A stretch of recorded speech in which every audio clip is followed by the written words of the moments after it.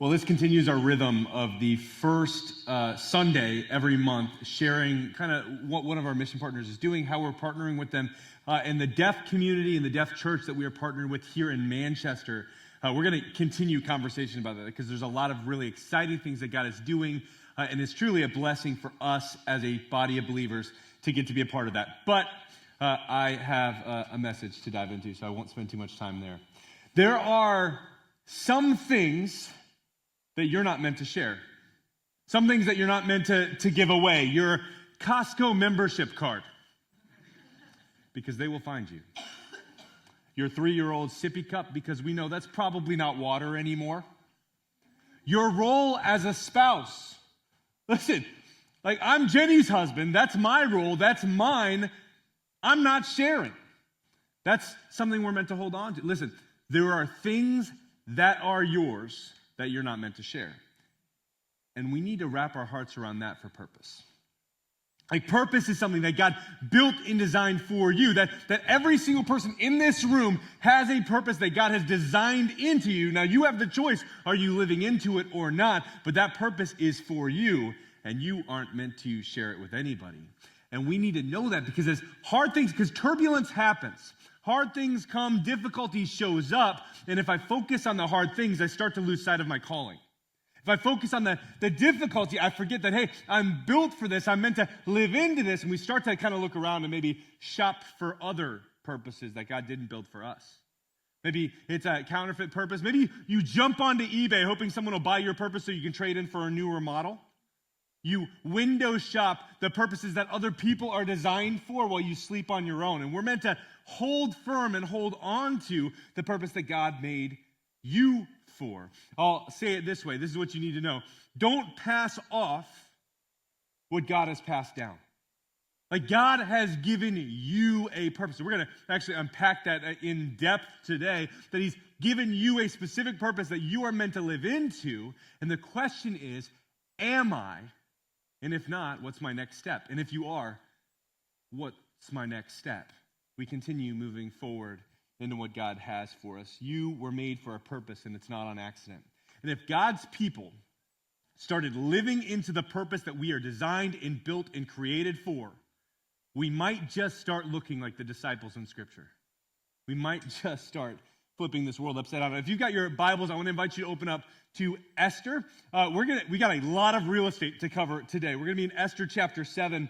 And while you get there, I'm Josh. We've been in a series where we've been going verse by verse by verse through the entire book of Esther as she teaches us and as Mordecai teaches us and as the vile Haman teaches us what is our purpose and what are the counterfeit purposes that try to pull us away. And we are going to dive into that. But before we do, I want to jump back to just remind us of the definition that we're operating within, of what biblical purpose is. Here's what it is. Biblical purpose is faithfully walking with God in obedience, wherever he places you, for his glory, regardless of outcome. AKA, you don't get to decide. Like, it's not what I want. It's not what I'm leaning into. It's not what I feel like is best for me or makes me most happy. It's what did you build me for, and how can I live into that in fullness? And if I drift, if I get distracted, if I fall away, God, bring me back. Give me community that brings me back to where I was never meant to leave, regardless of outcome. Remember, we talked about it this entire series, that it's not about a destination, it's about the direction. You don't know the destination. But you don't know in this life where God's going to lead you to. Now, if you've read the rest of the book, you know where it eventually will bring you to. You know a little bit about eternity, but I'm talking about in this life, you don't know what it looks like. And regardless of outcome, you and I, we're meant to be faithful in our purpose. And we need to know it's not meant to be shared. Your purpose is for you. Chapter 7, verse 1, it says, "So the king and Haman went to Queen Esther's banquet, and as they were drinking wine on the second day, the king again asked." Reminder, this is banquet number 2. 2 days in a row, Esther had the king, had Haman there at the first banquet, and decided, hey, this isn't the moment that I meant to share what's going on, the issue that I have. So he says, hey, I'm going to ask you again, and Queen Esther, what is your petition? It will be given to you. What is your request? Even up to half the kingdom it will be granted. Remember, that's hyperbolic. That's an exaggeration. He's saying, what is the desire of your heart? Then Queen Esther answered, if I have found favor with you, your majesty, and if it pleases you, grant me my life. This is my petition. And spare my people. This is my request, for I and my people have been sold to be destroyed, killed, and annihilated. If we had merely been sold as male and female slaves, I would have kept quiet, because no such distress would justify disturbing the king. She'd say, hey, like, this is bad. Like, my people, me, we're all threatened for ruin. Remember, Haman hated Mordecai. He hated the Jews. He decided, hey, I'm going to get the king to sign this edict that's going to kill on a specific day. All the Jews will be wiped out from the land of Persia. And that was signed, and that was made to happen. And so Esther's like, hey, this is not good. Like, my people are going to be destroyed. And here's what I want you to know. In a moment like this, it's really easy for us to be like, this feels risky. Is there someone else who could do it? Or like when it gets difficult, we might like take our foot off the gas, put it on the brake, and see if somebody else will pick up the torch. We'll delegate our purpose. And think about it. Esther could have. Like, she had every ability to do this. You look back to our message last week in chapter 6, what happened? You had the king who could not sleep in God's providence, right? Like, God's will is being worked into this. He's working it into the marrow of creation and into even King Xerxes. Couldn't sleep, so what did he do? He was like, I need the ancient form of audible. I'm going to get a eunuch to read to me. So the eunuch starts reading a book of the histories, and what is the book talking about? Well, it's Mordecai who saved the king's life. Again, God's providence. The king goes, hey, what did we do for Mordecai? And the eunuch was like, we did nothing. He's like, all right, we need to do something. So he goes to Haman, evil, vile Haman, right? And he goes, Haman, someone who's awesome, how would we celebrate them? And Haman's like, oh, you're talking about me? Okay, so and he starts planning his own birthday party. Until he realizes it's talking about Mordecai. So Mordecai has been raised up. He's been celebrated. He has been elevated in the way that we saw done with Haman at the beginning of the book. Now, Mordecai has been elevated, and we have a situation where Esther could have just been like, well, Mordecai, you've got clout. You're a big deal. You're wise. I seek your counsel. Why don't you do this? But Esther didn't do that. She was. Remember, Mordecai said it, like, maybe you were put in this royal position for such a time as this, that she is the one who is meant to step in on behalf of the Jews and intercede for them. And she doesn't delegate it. She doesn't give it away, and we shouldn't either. See, this is our mentality too often when it comes to discipleship. We have I know that we're called to make disciples. I get it. I read Matthew 28. I know the Great Commission. But I don't feel like I know enough, and I don't feel like I'm kind of where I need to be. And so because of that, maybe someone else can do it for me. I just want you to know that Jesus didn't go, hey, when you feel ready, he says you're called.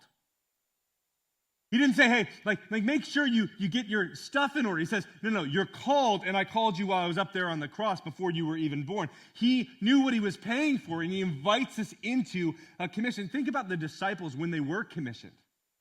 You know what it says? It says so they worshiped him, but some doubted. And Jesus' response was to say, hey, all authority has been given to me on heaven and earth. Therefore, go and make disciples of all nations, baptizing them in the name of the Father, the Son, and the Holy Spirit, and teaching them to obey my commands, and surely I will be with you through the end of the age. He said, hey, this is it. You're doubting? That's all right. I'm inviting you into the mission. It's not saying, you should continue doubting, but there's a way that we can doubt and not die. There's a way that we can bring our questions and wrestle with them. And Jesus says, hey, you can have your questions, but don't use them as an excuse not to live into your purpose. Esther doesn't do that. Listen, we're going to go universal, and then we're going to get specific. There are universal purposes that every single believer has. Every single, so if we're wrestling, man, I don't know what my purpose is. Well, if you're a believer, if you've placed your life in faith in Jesus, then here's some pretty good things to lean into, that we're all meant to bear the fruit of the Spirit. We're all meant to be a witness for the divine, that we're meant to point to the cross and point to Jesus. We're meant to be able to share the gospel, and I'll tell you, too few of us are equipped to do that.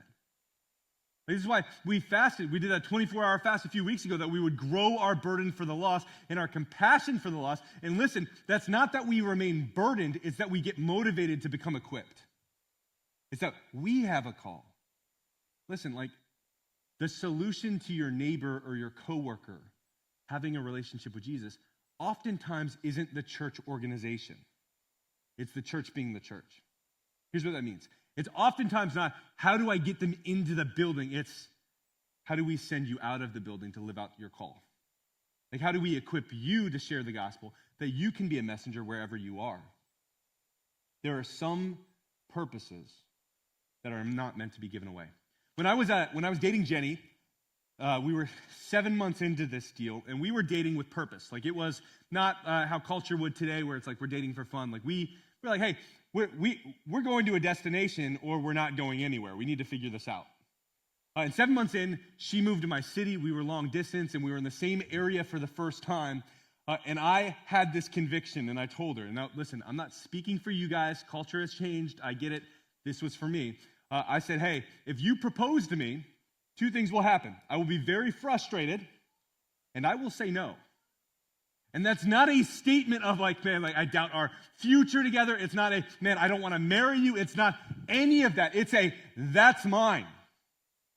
Like that's my role. Like I remember on a rooftop where God convicted me and called me to propose to my future bride and to do it in a way that showed her how much value she actually had in my eyes. To do it in a way that showed meaning and purpose. I was like, that's mine. That's for me. You want to plan the wedding? You feel called to that? Love it. I'm here to support. But the proposal, I said, hey, that's mine. There are things that you are not meant to give away. And again, I'm not making a statement on you guys. I'm just saying for me, that was something that I very, very clearly felt convicted over. There are other things that we give away in purpose. I'll tell you one of the most common. TV, technology, and social media are discipling our kids. Like, it's so easy to do. Why? Because parenting is exhausting. Like, if we're being real, it's a tiring job. Like, it's really easy to be like, you know what, just sit in front of the TVs. Mom and dad need a break. And listen, that's not always a bad thing, but if they're getting more screen time than they are time with you as you shepherd their hearts, then we're missing out. Like, if they're getting more from school and from the screen than they are from the people who are primarily meant to disciple their hearts and lead them closer to Jesus, then we're missing it and we're delegating our purpose. And I just want you to know, if you are a parent, you are 100% called to be the primary discipler of your kids. Which means that you're also called to be maturing and growing. Because you know what you don't want to have happen? Have your kids lap you. You want to keep walking with them and raising them up. And as they're raised up, what are you doing? You're maturing too. You're growing and pressing into the call that God has for you. I'll tell you, and this is something that was recently incredibly convicting for me. There are things that we need to do in order to make sure that we're able to live into our purpose well. It's not just about not delegating, it's also about properly preparing. And one of the things that God gives us that I was convicted on is Sabbath. Like, he gives us a day of rest that we're meant to actually have set apart. And listen, it's not a legalistic thing. It's not, hey, you have to do this. It's just incredibly wise. Like, Sabbath was made for man. Say, hey, like, I've set aside a day where you can recharge, refresh, and be spurred on into the week, that you can live into your purpose with boldness and courage. Why? Because a car that's out of gas, you can have all the good motivation and intentions in the world. You're not going anywhere. And so we need to build that in. We need to use wisdom and discernment and charge up. Listen, I paid for that this last week because I had been going and going and going and not stopping and resting in the way that God has called me to, not delighting and sitting at his feet, not resting with my family and just enjoying the day that he has provided me. Listen, we need to do that. It's important. Purpose isn't meant to be shared, and there's things that we can do to live into it more fully. Verse 5, it says, King Xerxes asked Esther, who is he? And so she's like, hey, someone's out to kill me and my entire family. And the king, rightfully so, pretty upset. Where is he, the man who has dared to do such a thing? Esther said, an adversary and an enemy, this vile Haman. Then Haman was terrified before the king and queen. The king got up in a rage, left his wine, and went out into the palace garden. But Haman, realizing that the king had already decided his fate, stayed behind to beg Queen Esther for his life. Oh, how the tables have turned. Like, this dude was just beating his chest. He's like, I'm the only person invited to this party, and I've been invited 2 days in a row. He's like, man, I'm a big deal, and I'm going to take care of Mordecai. Remember, he has a pole set up to kill Mordecai outside of his home. Like, he thinks he has it, and then in an instant, it is gone. In an instant, it is wiped away. And in that moment, the king is furious. You want to know how furious he is? He left his wine mid-pour. Homie likes to party. Like, this is banquet number 5 at this point. Like, he's been getting after it, and yet he's like, no, I got to go to the garden. Like, I leave the wine here. Like, I got to figure this out. I am enraged. There's a fury and a reckoning that is coming his way. Here's what we need to know about this. There's a couple things. One, as we follow Jesus and we experience the cost that comes with the cross, as we experience the cost that comes with true sacrificial following Jesus, it can be very enticing and easy to look at other people who are living like Haman. You see other people who are doing the wrong things, saying the wrong stuff, living for the world, and doing very well in the eyes of the world. They got the stuff, they got the reputation, they got the clout, they got all the things that you think, hey, the world says you should have. And you go, God, like, I don't get it. Like I'm being faithful. Like Mordecai, he's being faithful the entire time. And yet, up until this point, and he hasn't even realized it yet, up until this point, he's only had bad things happen to him. Think about it. Like, his brother or sister, died. He ended up adopting Esther. Then he was faithful, and what happens then? He saves the king, and what was his reward? Well, Haman decides to kill him and all the people. But over and over again, he's faithful. And we can get in this comparison game where I look at the other guy who's living like Haman and go, like, God, why do they get the stuff and not me? 2 things you need to know. We don't follow Jesus for his stuff. We follow Jesus for Jesus. We don't follow him so that we can get things. And let me tell you, if we get nothing but him, we would get far more than we ever deserved. Which means that we should continue pressing in and say, no, it's all of you. It's all of me. That's all I need or want. We don't follow Jesus for his stuff. The second thing, this is a very easy counterfeit purpose for us to fall into, is God is a God of justice. And justice can very easily become a counterfeit purpose for us, where we just want it to be fair. Listen, if you're a follower of Jesus, you do not want it to be fair. We want it to be completely, radically, gracefully unfair because we don't deserve the presence of God ever. Too many of us seek this counterfeit purpose. We turn into the Christian Batman. Swear to me. No. Right? It's not, I don't need justice, I need Jesus. And listen, God is a God of justice, so he's gonna work that out. He's gonna figure that out. It's just not my job. I don't need to play that part. I don't need to wear that hat. And when I try to, I end up leaning into a purpose that was never designed for my shoulders to bear. It's too heavy. We can't do it. The point being, the purposes that we should have, we should cry out, that's mine. And the things that we shouldn't have, we should let be alone. Let's continue. Verse 8, it says, just as the king returned from the palace garden to the banquet hall, Haman was falling on the couch where Esther was reclining. The king exclaimed, will he even molest the queen while she is with me in the house? As soon as the word left the king's mouth, they covered Haman's face.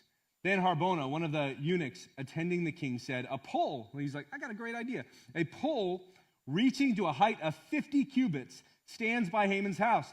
He had it set up for Mordecai, who spoke up to help the king. I love how he adds that in. He's just an extra jab. The king said, impale him on it. So they impaled Haman on the pole he had set up for Mordecai. Then the king's fury subsided. Here's what I want you to see. At no point in this story did Esther seek justice. She didn't even say, hey, you know what you need to do, king? Kill this guy at the table, this guy across from me. At no point did she say, I want Haman to die. What she said was the truth. She said, hey, this is what he did. He's vile and he's an adversary against our people. And she just spoke what was true and real. And then justice was found to be to be had. I love how it happens. Like Harbona, the eunuch, he's like, hey, I'm just going to chime in. Just so you know, just in case you were wondering, there's a pole over there. It's ready. Like, it's all set up. And then the tool that Haman set up to murder Mordecai became the vehicle of his own destruction. Again, Esther is all about God's providence. Like him working his will through all of creation, even when it seems hopeless. And here's the most important part that we need to cling on, or maybe not the most important, but very important, is God doesn't need Esther to do this. Like, God doesn't need Esther to work out his purpose. God doesn't need Mordecai to work out his purpose. God doesn't need Josh to work out his purpose. God doesn't need you to work out his purpose, and yet he invites you in all the same. He says, hey, I don't need you. Remember, like God is either going to work his will with us or in spite of us. And there is a better option. Like there's a better choice in that equation that you and I were invited by the creator of the universe to engage and press in and to learn and to love in a way that looks a whole lot like Jesus. And it's going to cost us something. It's not free, it's sacrificial, and yet all the while we can say it's worth it. This is an all-in kind of thing. It's a, if I perish, regardless, I follow the King. Verse 8. That same day, chapter 8. That same day, King Xerxes gave Queen Esther the estate of Haman and the enemy of the Jews. And Mordecai came into the presence of the king, for Esther had told how he was related to her. So the secret is out. Remember, this entire time, she didn't say that she was Jewish until this moment, and she didn't say that she was related to Mordecai. But now they know. The king took off his signet ring, which he had reclaimed from Haman, and presented it to Mordecai. And Esther appointed him over Haman's estate. Esther again pleaded with the king, falling at his feet, weeping. She begged him to put an end to the evil plan of Haman the Agagite, which he had devised against the Jews. Then the king extended the gold scepter to Esther and arose and stood before him. Because the problem isn't solved. You see what's happening here? Like, there's portions that have been, the villain is gone. The villain's been dealt with. Justice has been had, and the Lord took care of it. And yet, there's still some major issues here. And so Esther is given the estate of Haman, but she's the queen. She's already got a palace, and so she gives it to Mordecai to take care of the estate. And if you remember, Haman had a lot of money. Like, he had a lot of land. He had a lot of property. And so reconciliation or restoration is happening, and yet it's not fully done. We see even in this moment, she's pleading. She's falling at the feet of the king. She's begging. She's weeping. This is one of the problems that we have with purpose. Like, if you're truly living into your purpose, you're going to be burdened by it. Like, it's like, you don't see that in the montage, right? Like, you don't see that when it fast forward, you see the Instagram highlight reel and everything looks good, real, beautiful, and easy. Like, that's like, man, like, that's what I want. And yet, God says, no, it's going to be a process, and it's painful sometimes. And even in this moment, even after the villain is gone, even after she is queen, even after, like, there's this reconciliation or at least restoration for Mordecai where he's been elevated, he's got the estate, there's still an issue. Her people are still threatened. There is an edict that has been laid out that cannot be reversed. And she is at the king's feet, pleading and begging and hoping that it would somehow change. For you to live into your specific purpose in the way that you're meant to, we need more of this. Like, we need a burden and a compassion. That's what we prayed for in our fast. A burden and a compassion for the lost people around us.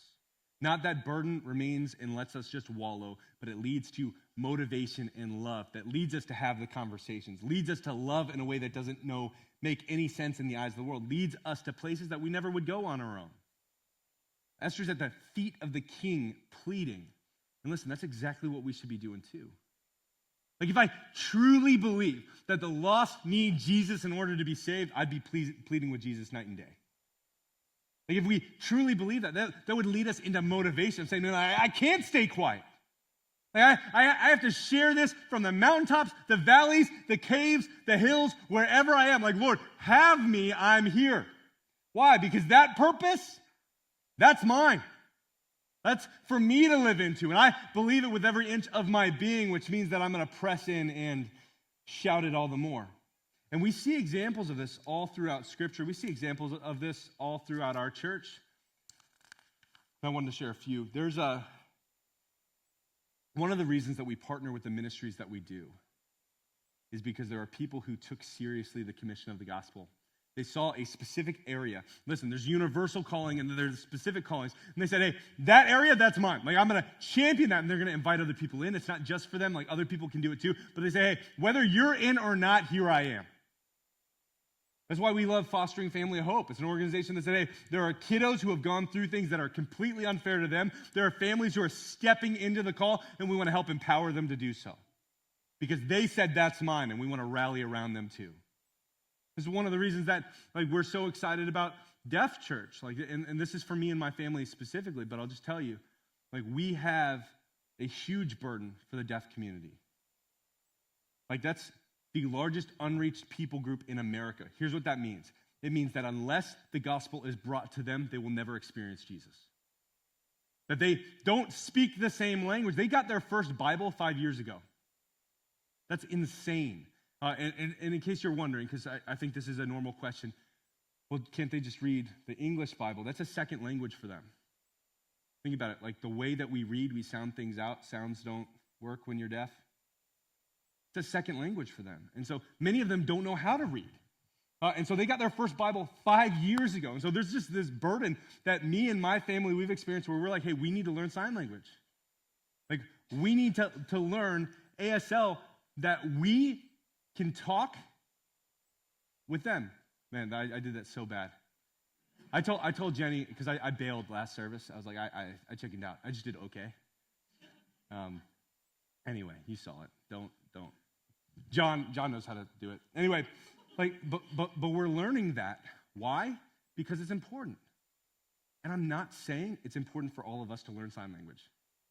I'm not saying it's important for all of us to press into the foster care community and invite kids into our home. I'm not saying that the homeless community is going to be the call for every single person here. I'm not saying that your workplace environment is the mission of the church, but I'll bet you it's a place that you might be called.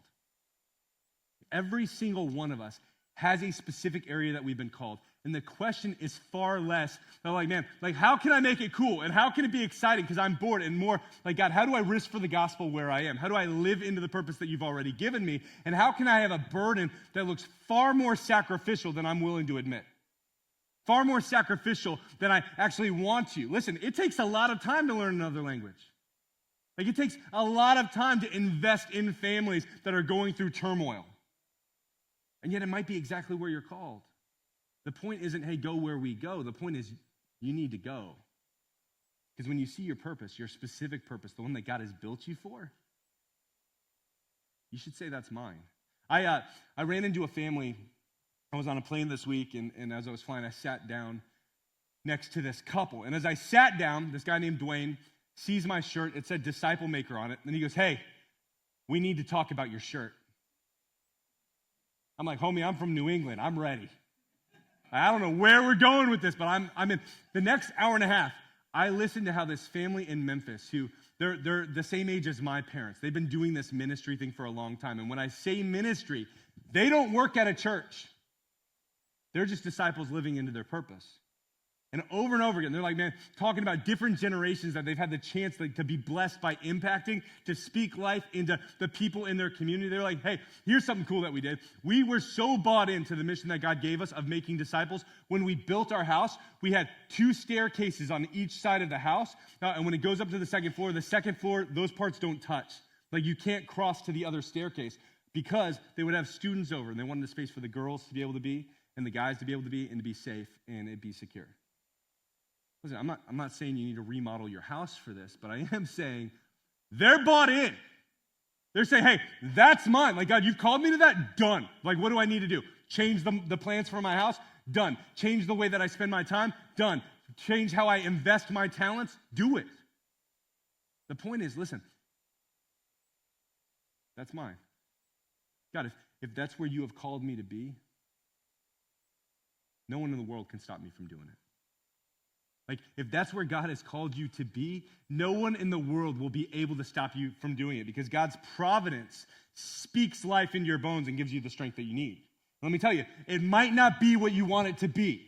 This is not health and wealth gospel. This isn't the prosperity gospel where you get all the things that you wanted. I'm saying if God has called you there, he's going to equip you, he's going to empower you, he's going to strengthen you, and as you walk through the mud or walk through the easy, he'll be there the entire time. But we need to have ownership and say it, maybe say it with our chest a little bit. That's mine, and I will not give it away. I will not delegate what God has given me. Next verse. Esther continues. She says, if it pleases the king, she said, and if he regards me with favor and thinks it right, the right thing to do, and if he is pleased with me, let an order be written overruling the dispatches that Haman, son of Hammedatha, the Agagite, devised and wrote to destroy the Jews in all the king's provinces. For how can I bear to see disaster fall on my people? How can I bear to see destruction of my family? King Xerxes replied to Queen Esther and to Mordecai the Jew, because Haman attacked the Jews, I have given his estate to Esther, and they have impaled him on the pole he set up. Now write another decree in the king's name, in behalf of the Jews, as seems best to you, and seal it with the king's signet ring, for no document written in the king's name and sealed with his ring will be revoked. Hey, this matters. I want you to see the flipping over that God has done in this moment. Haman had the signet ring. Now it's Mordecai's. Haman had the pen writing the edict. Now it's Mordecai's. Haman had a house. Now it's Mordecai's. Like, God has flipped this story around, and his providence is worked out in a way that we couldn't have made up on our own. Like, God is speaking life into this situation that we could not have expected, but there is a significant problem here, and the king is acknowledging it. He's like, hey, listen, I've done some stuff. I've given you the house. I took care of Haman. Like, it feels like some restoration has happened. Now, I recognize that this day that we said that the Jews could be annihilated by all of Persia, I get that that's an issue, but you're going to have to be really creative because I don't know what to do. Remember, the law of the Medes and Persians is very clear that if the king makes a law, the law cannot be revoked. Which means that no matter what they write, there is a specific day where all the people in Persia are allowed to attack, kill the Jews, and take their stuff. And the king says, hey, you need to figure it out. Here's what I want us to remember, because on this side of purpose, it's easy to look back and forget the hard. Like, there were 8 chapters of muck. Like, 8 chapters of, this doesn't look good. This is a problem. God, where are you? Think about it. God's name is never overtly written in this book. And the quick response for us is like, hey, God, where are you? What are you doing? If you're stepping into your purpose genuinely, I promise you there will be a point where you feel that. There is no adoptive or foster family that I know of that hasn't had a moment of like, God, what are you doing? Like, are we even supposed to be here? Like, that's real, and at the same time, God's purposes aren't built upon what you feel, and God isn't a feeling. Whether you feel like he is there or not, he is. Which means that if I don't know where he is, if I'm looking through the pages of Esther's and I can't find his name overtly written in the book, but I know the heart of my dad. I know that he's there. I know he hasn't left me, and I know that I'm not forsaken. The king's edict, this is what Mordecai ended up writing, granted the Jews in every city the right to assemble and protect themselves, to destroy, kill, and annihilate the armed men of any nationality or province who might attack them and their women and children, and to plunder the property of their enemies. The day appointed for the Jews to do this in all the provinces of King Xerxes was the 13th day of the 12th month, the month of Adar. So it's the same day. So they are going to be attacked on this day, and yet they're able to be defended. A copy of the text of the edict was to be issued as law in every province and made known to the people of every nationality, so that the Jews would be ready on that day to avenge themselves on their enemies. The couriers riding the royal horses went out, spurred on by the king's command, and the edict was issued in the citadel of Susa. So you can't undo the attack. And so what do? They shift the political support.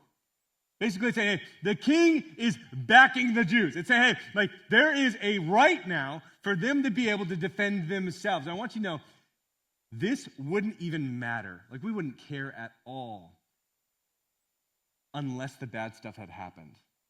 Think about it. If the king, like, say you get a letter and it says, hey, if somebody attacks you, you can defend yourself now.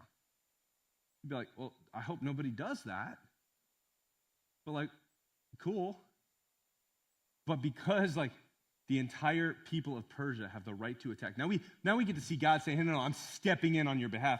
God, I'm stepping in and protecting. I'm stepping into the places that you can't. Listen, your purpose is going to have gaps. You're not going to meet every part of it. You're going to be dependent on God.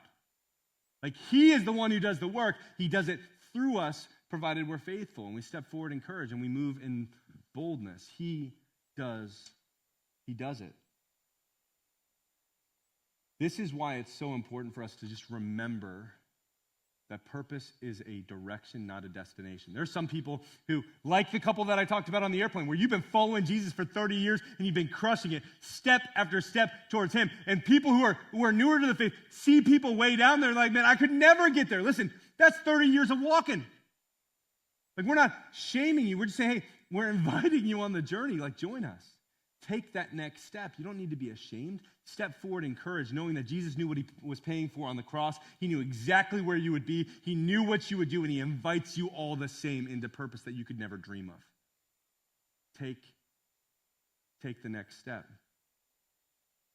I think the problem that we get into is we get into feeling like he's not there because we feel like he's not there, just like the book sometimes represented. But just because you don't see him, just because you don't know the solution, just because you've walked through the mud, or maybe you've experienced poor examples, doesn't mean that God's not with you. I want to set up camp at the poor examples part because, again, if we're called to share the gospel, we're going to have some opposition. And when I say opposition, I mean just some really darn good questions. Like there are good questions that people who are sincerely trying to understand if God is real, they should be invited to ask. And one of the questions is, well, what about all the bad examples that claim Jesus and I don't know? Like you see a lot of pastors right now having moral failure, and you're like, man, like I don't understand. And then you look at history and you see people carrying the banner of Jesus doing things that definitely do not look like Jesus. And there's a lot of people who would ask, a lot of people who are lost but trying to figure out if Jesus is real. They say, hey, like, hold on, help me understand. A lot of people say Jesus, but I don't see a lot of Jesus in a lot of people. Help me understand that. Here's what we should say. One, I hope we're living into our purpose. I hope we're living this out. The tree is known by its fruit, and that we're living into our relationship with Jesus that bears much fruit, that we can represent the King that we serve. The second thing, I've been to a lot of coffee shops, and I've had some bad coffee. In fact, I've had coffee that I'm not even quite sure was coffee. And although I probably didn't go back to those coffee shops, I didn't give up on coffee. I love it. Just because you've seen a bad example doesn't make Jesus bad. Just because you've seen people claim Christianity and not walk it out in the way that Jesus would call us to, doesn't mean that Jesus doesn't have disciples that he's actually leading, shepherding, and guiding. Just because there was a bad cup of coffee doesn't mean you should give up on coffee. And in the same way, just because you see a bad example of Jesus doesn't mean Jesus is bad. And that's what we need people to see. And the best way to do that is to live into your purpose. And living into your purpose starts with your relationship with Jesus. Letting God work out his purpose in your heart. Story continues and concludes, or at least for us today. When Mordecai left the king's presence, he was wearing royal garments of blue and white, a large crown of gold and purple robe of fine linen. Remember, the next morning he was supposed to be executed. And look at this get turned around, death to life. And the city of Susa held a joyous celebration. For the Jews, it was a time of happiness, joy, gladness, and honor, which is wild if you read the book. Like there hasn't been a lot to celebrate until this moment. In every province and in every city to which the edict of the king came, there was joy and gladness among the Jews with feasting and celebrating. And get this part, this is the best part. And many people of other nationalities became Jews. because fear of the Jews had seized them. They said, what is happening? Like, the Jews were about to be annihilated. Mordecai was going to be executed. This doesn't make any kind of sense. Like, everything has been flipped around. Clearly, there is a God in Israel. There's this moment where the people of Persia are like, no, we're in. Like, sign me up. Why? Because what's happening here only makes sense if there's a God behind it. That's the kind of life that we're meant to lead. Listen, in the Old Testament, they became Jews. In the New Testament, it says they become followers of the way. That's us. That's Christian. That's disciples of Jesus. And what's meant to happen is we're meant to live a life that cries out, I couldn't do this. The people that I met on the airplane, Dwayne and Tabitha, like it was so clear as they spoke about their marriage and honored each other in that, as they spoke about what God has done in the ministries that they've had the chances to serve in, as they talked about their family, it was so abundantly clear. They didn't do this, it was God. And their life was a testimony of a God who is gracious and loving and steps in.